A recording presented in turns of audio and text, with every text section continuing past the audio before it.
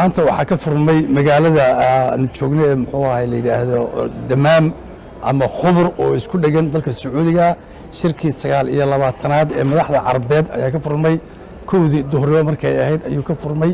dhammaan muxuu ahay madaxda carabeed iyo boqorada iyo mas'uuliintii ka soo qayb gashay waxay dhammaayeen ilaa 15 dowladood ayaa madaxdooda timid gudoomiye baarlamaan iyo ra'iisul wasaare iyo 4 qof bay ahaayeen inta kale madaxweynayaal iyo boqorro ayay ahaayeen si aad heer sare ah ayaa looga soo qayb galay dowladaha wax yar baa khudbadaha akhriyay oo ah intii muxuu ahay boqorkii urdun oo markii horeeto xilka hayay oo wareejinayay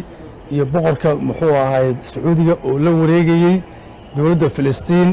iyo laba dowladood kaleeto ayaa akhriyay waqtiga oo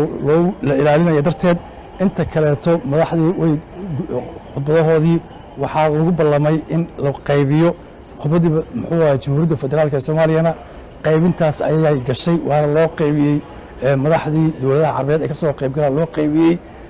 loona xareeyay in ay noqoto kayd taariikheed in ay noqoto iyada iyo dowlado fara badan khudbadahoodii waa la xareeyay waxaana ku jirtay khudbadda madaxweynaha waxaa ku jirtay Soomaaliya heerka ay marayso dhibaatooyinka hortaagan in baahida ay u qabto taageero mid amni iyo mid dhaqaale iyo mid muxuu ahay siyaasadeedba in la dhiirigeliyo sida uu qabto aad bay dowladaha carabeed ugu furfuran yihiin in ay Soomaaliya soo kacdo oo ay kaalinteeda soo qaadatana loogu rajawan yahay mar dhow haddii la yiraahdo